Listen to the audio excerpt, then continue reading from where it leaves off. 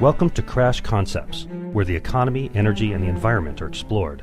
Up next, fresh ideas and insights into the factors that are driving the world and shaping your future. Presenting information you can't afford to live without, here's Chris Martenson. Welcome to this Peak Prosperity podcast. I am your host, Chris Martenson, and today we have the pleasure of speaking once again with Joel Salatin, one of the most visible and influential leaders in the organic food and sustainable farming movements. His family owns and manages Polyface Farms, which is featured prominently in such modern food movement masterworks as Omnivore's Dilemma by Michael Pollan, the book, and in the documentaries Fresh, Food Inc., American Meat, and most recently, Polyfaces. And of course, he has the blurb on the back of our latest book, Prosper. We last spoke to Joel in 2015, and that podcast was very well received, widely listened to, sparked numerous conversations. Look, I can't wait to get started, as the conversation's always lively, informative, and sure to arouse both curiosity and maybe a slight whiff of alarm. I kid. No, not really. Joel, welcome back. Thank you, Chris. It's wonderful to be with you. Hey, let's start with the new documentary, Polyfaces. Tell us about that. Well, it's a documentary put out by the Regenerative from Australia. This is a family that has traveled the world for about 20 years, setting up dynamic farm design programs. Kind of started out from a permaculture perspective, but they've kind of developed their own permutation of that, and they just wanted to showcase what we were doing here, and decided it was a story worth telling. We had not had a documentary done on us just featuring the farm, and so that's what they did, and it's out there, and we'll see. I mean, we don't own it; they own it. They're distributing it. They're in charge. But we've certainly appreciated having the story out there in a wider audience. Well, great. How'd they do? I'm sorry? How did they do? How'd the film come out? Oh, well, pretty well. Everybody, film's a little bit artistic, and there's certainly some subjectivity to it. I'll tell you what, they put in their time. There's some beautiful, probably some of the best videography done on the farm that's ever been done. But they were here for 30 days over the course of 4 years. And so, the neat things about the documentary are that it does go over such a long time that you actually see their children grow up. You see our grandchildren, go 4 years older. Uh-huh. You see, me lose some more hair and that sort of thing.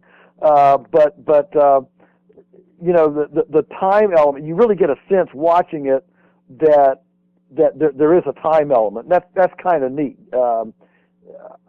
And so they were here for all different seasons, captured a lot of different things that other, other things that we've been in have not captured because they haven't, gone through all the different seasons.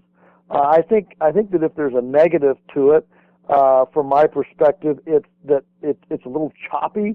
It doesn't flow as nicely as I'd like. But see, I'm a storyteller. I like the continuity of a story and to take a theme through, and I feel like there's a bit of a choppiness to it.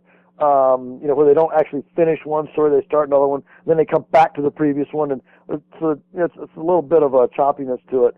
But the themes that run throughout, and the videography, the cinematography is outstanding. They capture a chicken, actually picking a maggot out of a cow pie, in slow-mo, close up. It's amazing. Picking a chicken, picking a grasshopper off of a grass plant, and just that violence of nature. It's quite amazing. Oh, that must be nice to have that captured in that loving detail like that. So to have that as part of your record there is certainly wonderful. I guess, people come over, they have a choice now, right? They can either go through your wedding album with you or watch the movie, right? So which sure. Which well, is going to be? And personally, for me, it was especially neat to capture, the ladies in the group, not just Daniel and me, but But my wife Teresa, my mother, mom Lucille. I mean, she's the star of the show. She just takes it to another level. She's 92 and very, very sharp. Has a bit of a a cheekiness to her, you know, the way she tells things. And our daughter Rachel, you know, is in it, and none of the other videos, documentaries have captured the power behind the powers. So it was really good. It was really good to be able to have that, and of course, you know, now to have that as a legacy for our grandkids. You know, they're, because you're not going to be around forever, and to be able to have that captured so they can refer back to it and show their kids, you know, at some future date, you know, here's your great grandma, and of course for our grandchildren, she's already great grandma, so you know this goes on to another generation. It's pretty cool. Oh, that is very neat. And I've been telling people for a while, keep a journal, because these are extraordinary times where we're all going to look back and go, what were we thinking? You know, that's going to be part of, I hope at some point. But speaking of that story, continuity of story, you had a great article out recently I wanted to take a little dive into. It was on ecological eating. And if I could summarize, and tell me if I got this wrong, but I think you made the point that consumers have been ducking their part in the dance of healthy eating. So I'd like to talk about that here, because you made some really important points in that article. Oh, yes, thank you. That was carried in Mother Earth News, I think it was. And or maybe it was Acres USA. Oh, it was Acres USA, wasn't it? Yeah, I think it was. Acres, Yep. Yeah, Acres USA. And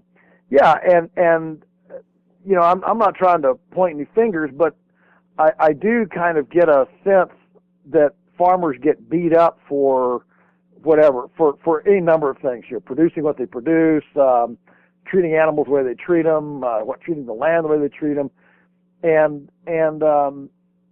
what I wanted to do in that article was just point out that, look, the power is not in the farmers. I mean, you know, we're only half the prison population.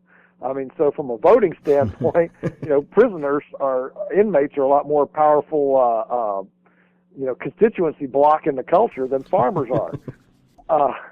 So let's put this in perspective. The power is in the customer, the consumer, and so if you want things to change on the landscape, if you want things to change regarding, you know, chemicals, pesticides, GMOs, I mean, name your issue that you're about. If you want it to change, well, you got to make it change. And I think that too often consumers take the kind of the cop out, the convenient way out, and say, well, if those farmers would just, you know, do better or do differently, everything would be better. And the truth is that farmers have always followed the market. I mean, if people refuse to buy genetically modified organism food, farmers won't produce it. And it's really that simple. It doesn't take a government agent, a bureaucracy, a police state, a new law, nothing. I mean, all of this could be changed just by consumers taking a more active and aggressive role at financing what they say they believe in from the outset. Well, you know, I guess the article, I mean, what your article really goes into in that is that people do have a sense of that there's something in the system, and when the system changes, I'll be there. And you're saying, wait a minute, that's ignoring your role. You know, we do vote with our dollars, as it were. But you went through some really important things. There were 5 S's that you organized that around. And the first was safe, right? So Chipotle, you know, tried to buy local sourced organic or, you know, locally sourced farm foods. And then they ended up with this E. coli mysterious, in fact, a series of mysterious outbreaks in their chain. Doesn't that sort of speak to the idea that, you know, oh, we need big regulated agribusiness to keep this all safe? And or, you know, how do you respond to that? Well, first of all, very specifically on Chipotle, you know, we service 2 of their restaurants, and so I've had some pretty high conversations with pretty high up people in Chipotle. We're friendly with some of them. We've been with them a long time, and they're not ruling out sabotage. It's one of the first times that an outbreak has not been able to identify a smoking gun. And that's highly unprecedented.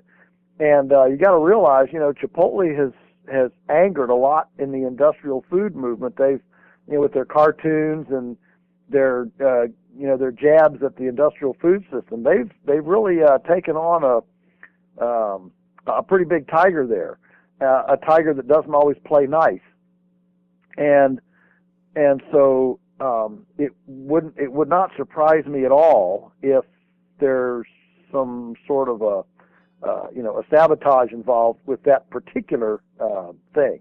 But beyond that, what's interesting is, while all that with Chipotle was going on, which actually didn't hospitalize anybody, 9 people died of tainted cucumbers, but that wasn't even reported in the media, which again, gives a sense of collusion within the media and big business to gang up on Chipotle and give it an unfair spotlight, if you will, and make the story bigger than it was. The truth is that the recalls and the pathogenicity, the toxicity in the food system are not coming from backyard operators. They're coming from large, sanctioned agri-industrial complexes that are scrutinized and are compliant with government requirements. And so if you really want safe food, the food that that has a much less risk of the kind of things that you're concerned about, you'll actually get it from your neighborhood source rather than the big industrial complex.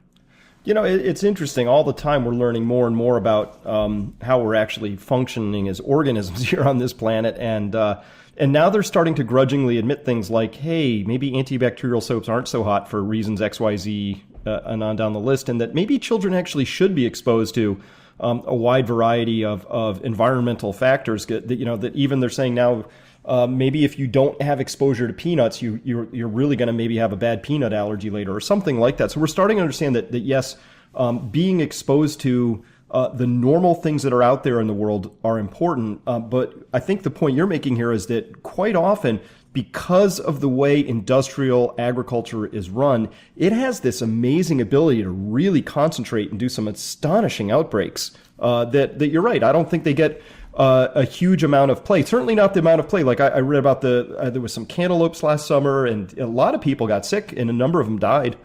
And if that had been a guy with a gun on the DC Beltway, we would have heard about it, endlessly. Point well taken, and in the article, I just made the point. I kind of asked these kind of rhetorical questions. Do you feel safer in a crowd or at home? Do you trust what you know more than what you don't know?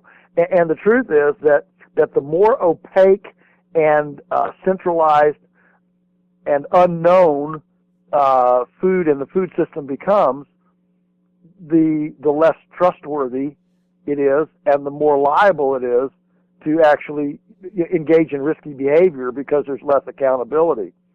So, so intuitively, it makes sense to understand that if you get your food from people you know rather than from strangers, it's going to have a better chance of integrity. A better chance of integrity and a known quantity. In fact, sort of a know your farmer sort of a program would make sense there. And of course, and that gets to a question I want to get to in a while. But let's keep on this track. So the second S you had was suitable. What do you mean by suitable in this case? Well, what this means is that does the food actually fit in your ecosystem, in your nest? I mean, every region, you wouldn't expect Eskimos to eat squash in Eskimo land, and who needs salmon in Denver? Clam chowder in Kansas City. The point is that when you're in a place, think about what suits that place. Look, when I go to Hawaii, man, I live on pineapple, papaya, passion fruit, and bananas. Okay, And when if I go to to a cherry festival, I eat cherries. And so the consumer, this is part of eating with conscious thinking. Michael Pollan in some of his work has written often that most eating is done without thought. It's done thoughtlessly. And so this is just trying to bring up the idea that the food that you're eating, by and large, should be available locally. It should suit the environment that you live in.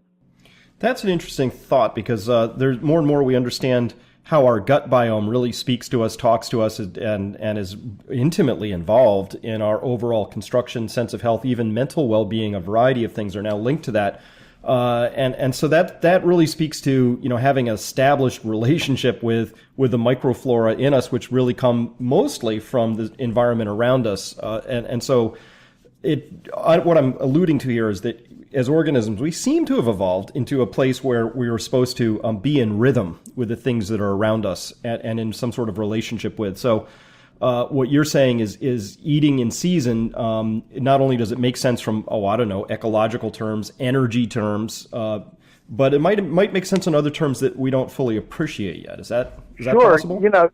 Yeah, absolutely. Ann Whittemore, the founder of the macrobiotic diet, which is not as famous now as it was a few years back. A few years back, it was the darling. It was as big as paleo for a while. It preceded paleo as well, as big as paleo is now. Mm-hmm. And one of the principles that she espoused was resonance, was actual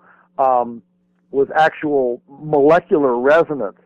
That with the magnetic bands that run from the north and south poles on the planet's anywhere from 6 inches to 6 feet below the planet's surface, that these actually set up regional resonance, and that when you eat more than, and these change significantly about every 40 to 50 miles. So if you're eating, whatever you're eating from beyond 40 or 50 miles, it actually has you mentioned rhythm, but this is more molecular resonance. It has a different, frequency, if you will, energy frequency than stuff that was grown, 100 miles away, due to this kind of magnetic band and this frequency that's in each area. And so this was part of the macrobiotic idea, and it speaks directly to this whole, seasonal and the suitability of a food to a place encompasses all of those nuances of that. Wendell Berry talks about being native to this place, or Wes Jackson, native to this place, and the same thing is true, when we talk about food to this place, jobs to this place, work to this place. It's about being moored within the parameters, boundaries, and frequencies of a place. And, the older I get, the less things surprise me. Science and our understanding of things continuously proves to me that we still don't really know a lot. We're learning more all the time, but I used to be surprised by these things. I'm less surprised these days, more open-minded, I guess. I don't know. Am I going backwards? Shouldn't I become more calcified over time? I should be more certain, but I'm less. I don't know. You're supposed to be more callous with cynicism and contempt. Well, I got those, but I'm still have this other curious part. Anyway, I guess that all of that leads us right to seasonal, which is your third S in this story, and I guess does that speak for itself, or is there more to that one? Well, I think it does. It does. Obviously, it's pretty easy to understand, but I think the main thing is to understand that there are seasons. Our current industrial food system. The same supermarket in San Diego has the same stuff in it as the one in Portland, Maine, right? And 24/7, 365. And so this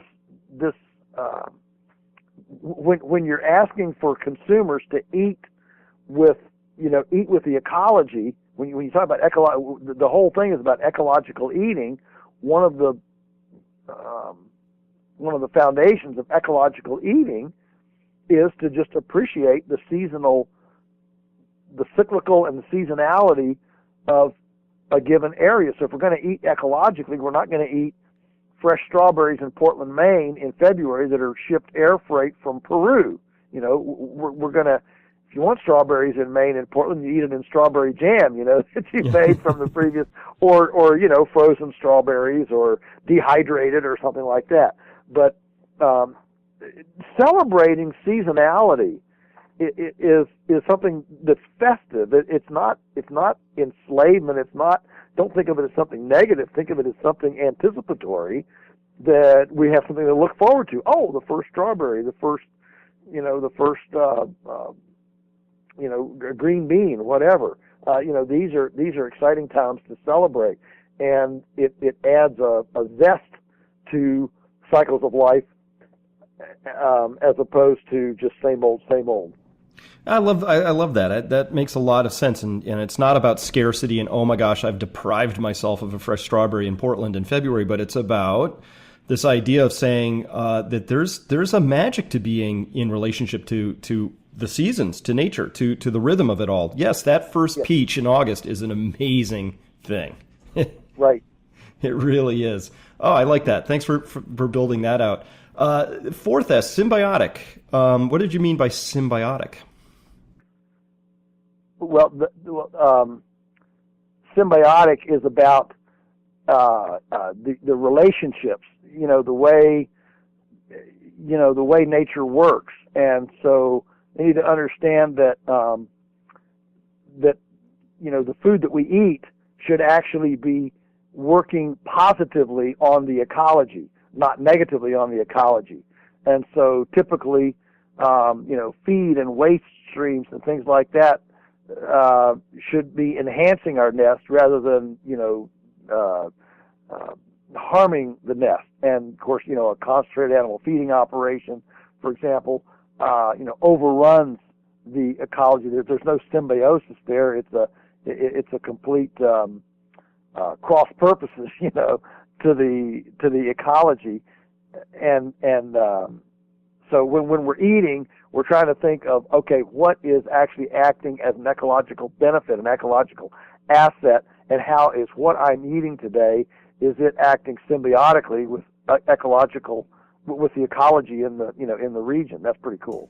Yeah. This is a part that I really love about what you're up to, what the whole regenerative movement is about, what permaculture is about, is this idea that that people can do the right things and prove that we can both farm and be regenerative at the same time, that we can be in symbiosis with the larger landscape. And of course, we see how industrial agriculture is the opposite of that, with collapsing bee and pollinator, butterflies, poison streams, disappearing soils, all of that.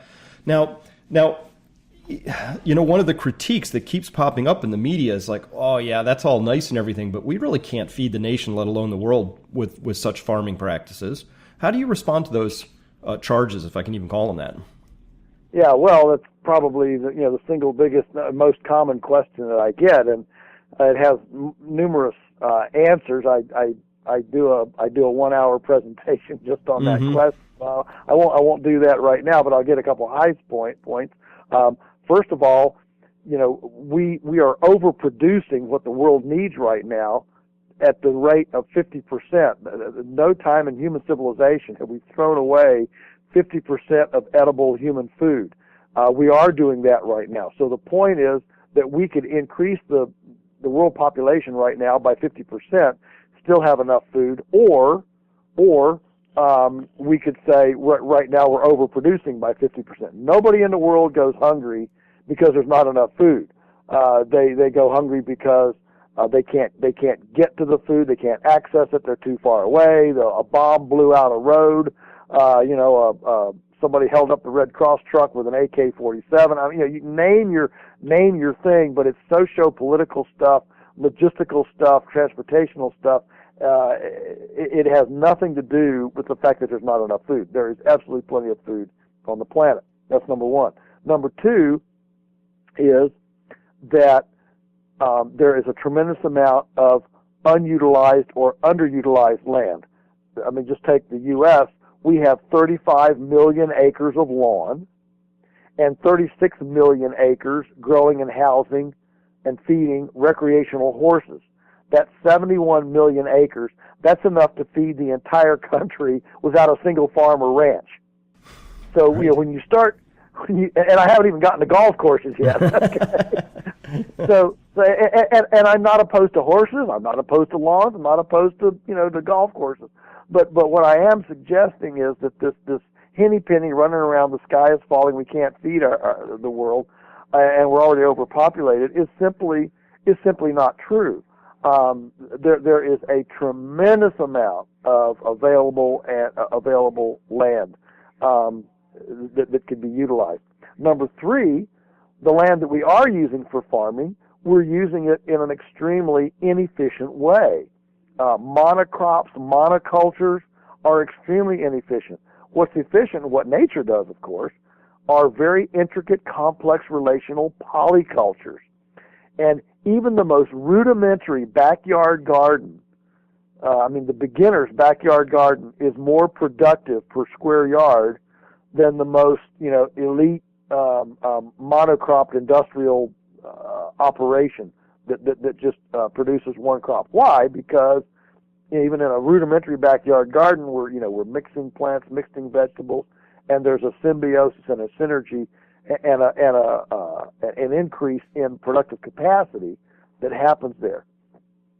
So we can grow a lot more than we are. And if I could just add one more little tidbit, that is that especially our cattle, our beef and dairy are being extremely inefficient because we're not managing our pastures in a choreograph that mimics the way bison and wolves float across the Native American prairie. It should give us all pause to realize that 500 years ago there were more pounds of animals being produced in the U.S., what would become the U.S., than there are today, even with chemical fertilizers, John Deere tractors, and hybrid seeds.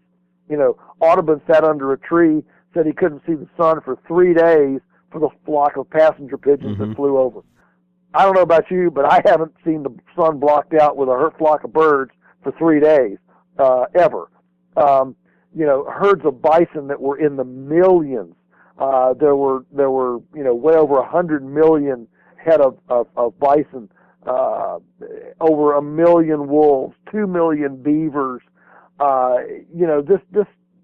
The antelope, the elk, the prairie chickens, the pheasants, the turkeys, the waterfowl, the prodigious amount of life on the landscape and waterscape was just far beyond anything we can imagine today.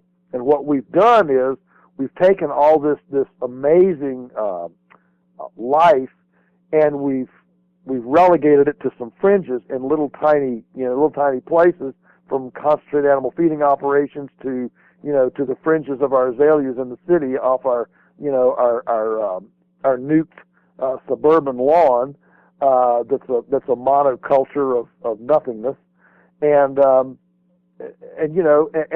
truth is that we could be far more productive on our farm by moving the cows every day to a fresh paddock using high-tech electric fencing to model after the model of the animal movement in nature. We're getting 5 times the county average production per acre, and that's without planting a seed or buying a bag of chemical fertilizer in 50 years. These principles work, and imagine if the neighbors all got 5 times the county average, and then their neighbors got 5 times, and the whole county and the whole state. My goodness, the truth is that we haven't even scratched the surface on production. So not only can our system feed the world, ultimately it's the only system that actually can.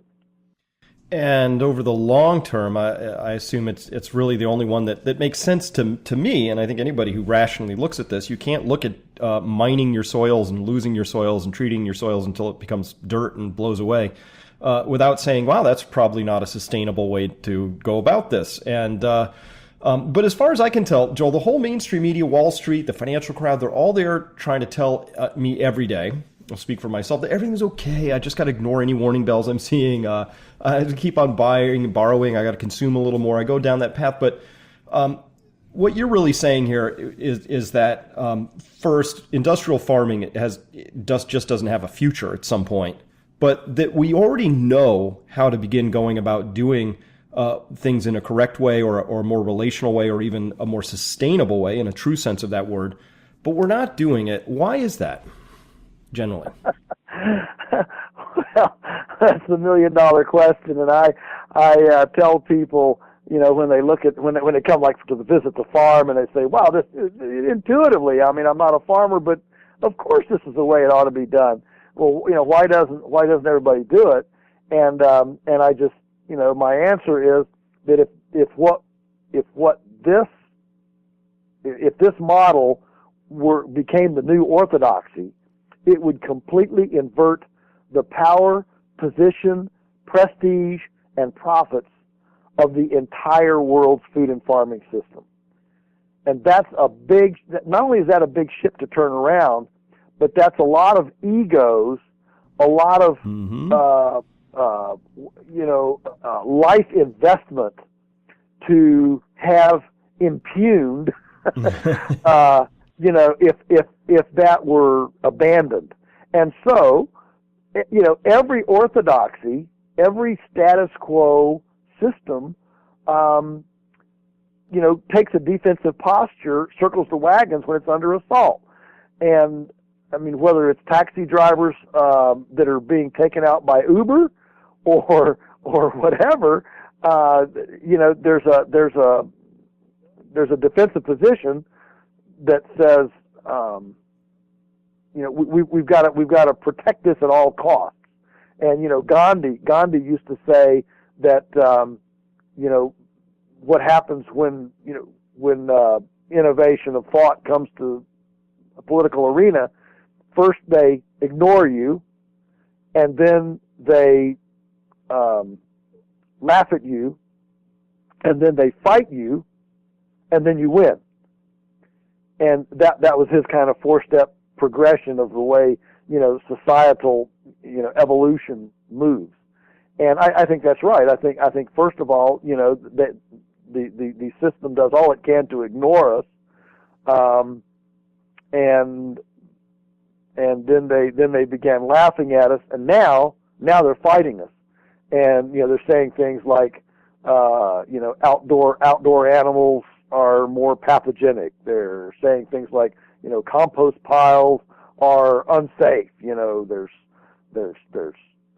sex going on in them there piles, and we can't let that. We got to have sterile 10-10-10 to put out there, not have a bunch of bacteria and microbes. And there's this universal sterilization idea. We need to sanitize and sterilize everything. When actually you and I have 3 trillion bacteria inside of us. We're far from sterile, and so we have these ideas proliferating in our culture, and they engender fear. They engender fear among people. And of course, when people are fearful, then they're ready to accept government-approved security. And as Ben Franklin said, when you're willing to give up your freedom for security, you get and deserve neither. Well, we're certainly far down that path, and I have a question that I think pokes at that one towards the end. I want to finish out this your 5th S, which was seamless in this article, and I think you got to that with this idea of wanting to see the same things in San Jose as I do in Bangor in the grocery stores. But what did you mean by seamless in this case? Yeah, well, seamless. A lot of people don't realize all of the things that the chains that have to be in place in order to supply, non-seasonality and industrial food. And I mean, from longshoremen that aren't on strike to the cheap flow of energy to transport to whatever favored nation status, diplomatic relations, and then logistics, getting it into a warehouse, and having it keep shelf life, all those sorts of things. There are a lot of pieces of that. Whereas when you buy something from a local producer, you look the farmer in the eye. That's a very seamless chain of custody there. You know, it directly from field to fork, if you will, and that seamlessness has far more accountability. There's less risk there of something going awry and tearing apart the system when it's a much tighter seam. So it's all about localization and having a local centric idea. And so ultimately, eating ecologically is not going down and getting organic certified from New Zealand. Mm-hmm. It's actually coming clear outside the established food system and investing in finding your good sources and making food decisions based on knowledge, information, and the skill that comes with participation. So many times, we want something different. People complain about the way things are and want something different, but they want somebody else to make, if those people over there, if they just do this, then everything would be okay. Well, what you find out is as you start down that road, there isn't them and us. It's all us. Mm-hmm. And so if we want to have a different situation, well, we have to make that situation for ourselves by deciding to make changes in our own lives. Absolutely, change begins with each of us first, and that's really the summation of that article you wrote, which is, look, people, if you want different results, you're going to have different actions on your own end. If the consumer is not there demanding, and the consumer is not just the individual, it could be universities, it could be restaurant chains, it could be supermarkets, right? But if the consumer isn't demanding, I think demand precedes supply, right? You get the demand and the supply will show up. We'll turn those golf courses and horse ranches into, organic pepper farms if we have to, right? If the demand is there. Absolutely. No question. No question at all. So to assume that we're doomed or we can't meet our needs is simply coming at it from both ignorance and paranoia. And when ignorance combines with paranoia, you've got a double whammy. I thought of some names, but that's okay. Double whammy's good.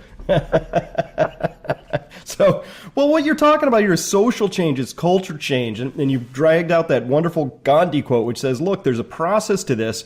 I'm interested in that process, and I'd like your firsthand experience with this, because you must have seen a lot of people come through Polyface Farm to take the tour, to observe. What sort of shifts and trends have you noticed in the types and maybe composition of people who are showing up to see what you're up to? Oh, well, one, it's very, very interesting. 30 years ago, pretty much all of our visitors were what I'd call, kind of liberal earth muffins, kind of leftover hippies. Yep. And then we started to see about 15, 20 years ago some pretty major shifts and many more kind of conservative, and I think that many of them were homeschoolers. We're now seeing a huge interest and visitors from the homeschooling community, and I think what happened there was that people decided to get out of the institutional public education system and embraced this homeschooling thing and found it very satisfying. And then they woke up one morning and said, wow, that was fun to express some, a rebellious streak in that. I wonder if it would be just as satisfying to opt out of conventional thinking in medicine or food or investment or recreation or whatever. And next thing you know, this thing that started educationally now morphed into a milk cow out back and a hand-operated grain mill in the kitchen. that's the natural morphing. Yep. And as the opt-out, what I call the opt-out mentality, the opt-out of orthodoxy, as that gains status, excitement, and actually brings solutions to life, to things, to struggles, when you actually have solutions to struggles, man, it's the snowball. It's the snowball that you say, well, that one worked. What's the next one? What's the next one? What's the next one? And that's what we see among people, is that they're on a journey. Everybody has an aha moment. Maybe it was a disease, maybe it was something they read, something they saw, something they heard. But there's this kind of conversion aha moment where the light went on, and they had, for the first time, they said, I wonder if the government lies to me. It's like that's the first light that goes on. Maybe every government scientist, report, expert, whatever, is not the gospel. And as soon as they're willing to posit a bit of incredulity to the official speak, you mentioned, Wall Street says, oh, everything's great, it's all super.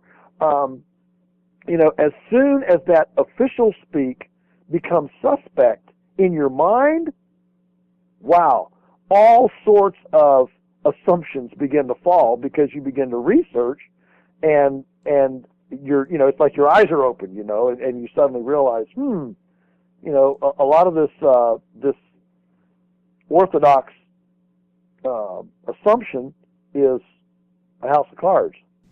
I absolutely agree. That was my own process. There were a number of things that caused me to really begin to question.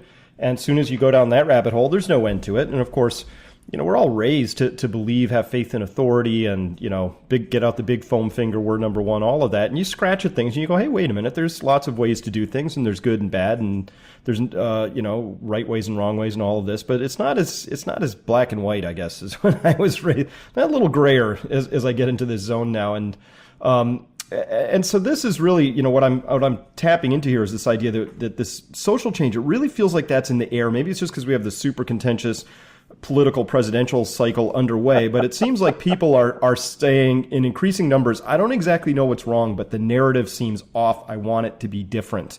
And I think that's a first step in this process. And it's just fun. It's fun for me to watch the mainstream media do everything it can to either ignore it or reshape it or reframe it. But the truth is, more and more people are waking up to the idea that the way we're doing things is not how they would like them to be done, and starting that becomes political change at its heart. So you're really doing something political at heart, aren't you? Well, yes. Again, I go back to the power, position, prestige, and profitability of the entire food and farming system would be turned on its head if what we believed and what we did became practiced by even 20%. And because we don't buy the same things, we don't believe the same things, we don't patronize the same businesses. I mean, it's a complete upside down view of things. We like to ask, how small can it be? They like to ask, how big can it be? We like to ask, how can we do this with animals that appreciate? They want to ask, how can we do this with machinery that depreciates? We want to try to figure out, how do we get more people on the farm? They want to say, how few people can we have on the farm? They want to see how cheap food can be. We want to ask how good food can be. I mean, the most basic foundational questions are just opposite. They're just completely opposite.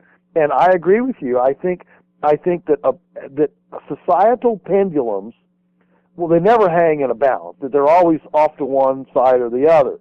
And what happens is the pendulum has to swing far enough to one side before it finally stops, and then starts coming back.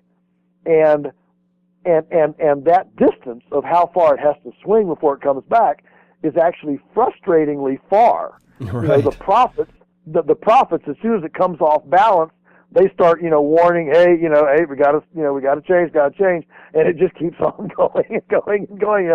And finally, hopefully before civilizations collapse, but often not before civilizations collapse, or go through a complete, whether it's the Bolshevik Revolution or whether it's Hitler or whatever it is, that there's some major change, and then that pendulum, and then what happens is typically the pendulum swings past back balance and goes completely over to overcorrection on the other side, and you have something else. That's typically what happens. But yeah, I agree. I think that as more and more people become frustrated and disenfranchised with their personal health, their personal life, their family's dysfunction, the lack of community civility in local solutions to local problems, the overreaching regulatory environment, the centralization of power in our country, so that localities can't innovate things because they've always got to be looking over the shoulder and see what the feds have to say about it, and the grant proposals and the cost sharing monies and what strings are attached to this, and find their hands tied to be able to innovate policy changes within their community. All of those kind of things add up to incendiary rage and frustration. And I think both the Bernie Sanders and the Trump phenomena are opposite sides of the same coin. The same coin is just what you said, where people realize that something is really wrong.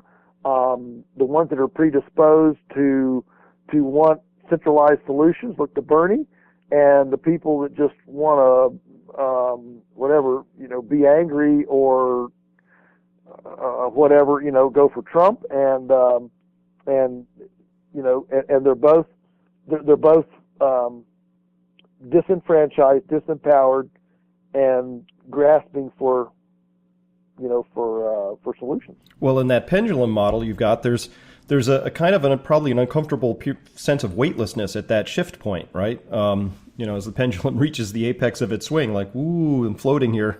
So I really think there is that I have that sense that the social mood is and there's a very important shift there also just in the public mood around a lot of things. And so it's wonderful to be talking to somebody sort of at the forefront of that, gets to see the liberal earth muffins turn into the conservative people. By the way, my own financial advisors have come and toured your farm. So just to put that all in context. So, cool. Yeah. Hey, you've got a new book coming out, I understand, in just a month or two. Would you be willing to tell us about it?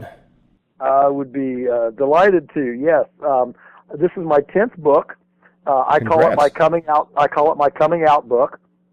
Those who know me well know that I've taken this voluntary moniker, Christian, libertarian, environmentalist, capitalist, lunatic farmer, and I started that several years ago in order to dispel the stereotypes that this organic farmer walks in a room and everybody assumes that I love unions and I love abortion and I'm for bigger taxes, bigger government, and blah blah blah, and so just to try to dispel that pigeonhole, that stereotype that we're all prone to. We want to get people in their boxes, right? And we don't like people that don't fit a box. So I basically came up with a Christian, libertarian, environmentalist, capitalist, lunatic farmer to just say, look, 1 minute you'll think I'm a communist, the next minute you'll think I'm a libertarian, the next minute you'll think I'm a raving environmentalist, and the next moment you'll think I'm a complete Adam Smith capitalist, whatever. And so it was a nice humorous way to do that. So this book, number 10, is my coming out book, and the title is The Marvelous Pigness of Pigs, Nurturing and Caring for All God's Creation. And it is overtly Christian. It is keyed to the 34% of Americans who consider themselves part of the faith community. And but it's also written for people not of faith to appreciate that. Don't blame the faith community for what, unfortunately, the faith community tends to say. Realize that the Judeo-Christian biblical basis has been misapplied, misunderstood by, the faith community. And so the thesis of the book is that all of physical creation is an object lesson of spiritual truth. So the things that we embrace in the faith community, from faith, forgiveness, long-range view, whosoever will, neighborliness, all these great truths that we embrace from the pew, what do they look like on the menu? And so I have a bookshelf full of books written about stewardship from a theological academic standpoint, but nothing really tells me, what does this look like on the plate? What does this look like on a farm? What does this look like in a food system? And so it's a very visceral, dirt under the fingernails approach to to identifying how these spiritual principles appear in the physical world around us. Does forgiveness farming look more like a Tyson or more like a Polyface, for example? And my little half a second soundbite for the book is, this is Rachel Carson for Christians, and I think because I am one, I have a lot of experience. I know the language. I know the lingo. I know the strengths and the weaknesses, and so I can speak, to my people, if you will, from a place of credibility and veritas, rather than just be out here as a non-member finger pointing and saying, if you guys would just do this and that and the other. Now, you could write a similar book for any sector of the society, but I really feel like there's a hunger and a yearning in the faith community, among churches, just like you said, they're starting to think, wow, I wonder if I wonder if God cares whether my refrigerator is full of Coca-Cola and Velveeta cheese. Is that something that matters? And does it have an effect on the landscape? And if God owns all this, well, does he have a say in this? And how do I then make sure that God gets a return on his investment of creation and if he owns it all? And so, these are questions that are just beginning to surface, and it's been, I've enjoyed doing several, pastoral retreats and stuff, and I'm just hearing people wrestle with these issues like I've never heard before. I think partly because their congregants are sick, they're old, they're desperate for how do we create messaging that is so exciting and future valid that it attracts young people back to our congregation, back to the faith, and gives us something to get our teeth into, to embrace. It's not just theoretical focus group stuff. And so this is the book, and I'm very excited. It's going to be released May 7th under the Faith Words imprint. It is the cover is already on Amazon.com. I don't know if they're taking pre-orders or not, but it's very, very close. The Marvelous Pigness of Pigs, and can't wait for that to come out. I'm going to read it, because you're speaking to a topic which is near and dear to my heart. I take a slightly different orientation on it, but the common ground here is that this life we've created for ourselves is in many ways unfulfilling. It's deeply unfulfilling. And I don't know a lot of people who found their spiritual faith in Facebook, or however you want to look at that. Yeah, there's just a questioning of there's got to be more to this, right? Because let's face it, a consumer lifestyle is really not a fulfilling lifestyle. It's got a little dopamine burst when you first get the big brown truck of happiness dropping off your new purchase. It goes away in a couple hours, right? And then you got to do it again. It's not lasting. It's not fulfilling. So there is this deeper question that people are looking for. So thank you for daring to come out and and go there for the people you can speak to. And speaking of which, speaking to people, last thing, you've got an upcoming event in Sonoma County, California. I understand at some place Terra Firma Farms, April 23rd. I guess that's going to be in Petaluma. What can you tell us about that? Well, this is at Terra Firma Farm there in Petaluma, and they're just doing a great job there with pastured livestock, direct marketing, working with other local farmers. As part of a significant element in this local environmental food system in a climate, I may add, that has its problems. I mean, every climate has its problems, but that Mediterranean climate with the wet season and the dry season does present problems, as well as terrain. That part of California has a lot of steep terrain, and so it does create some issues. But there's a lot of assets as well, and they're definitely trying to capitalize on that. So we'll be doing a farm walk and a presentation there, and I'll be doing a public presentation there at the farm. And always delightful to spend time with the folks there at Terra Firma Farm. Absolutely. I understand Paul Kaiser of Singing Frog Farms will be there. Toby Hemenway, the permaculture writer. Robb Wolf, I understand. I've heard from him. He's planning on coming too. So he of the Paleo movement. Oh, boy. Yeah. So sounds like you have more information than I do. Well, I know Rob. He's so excited that he would get to meet you there. And so anyway, we'll include a link to that in the write-up that accompanies this podcast, so folks can learn more about how to attend that event. Good. And also your book as well, because we just want more people to know about what you're doing and why you're doing it and how you're doing it, and so we'll make that as easy as possible. So thank you so much for your time today, Joel. As always, a huge pleasure, very informative and thought-provoking. Thank you, Chris. My pleasure.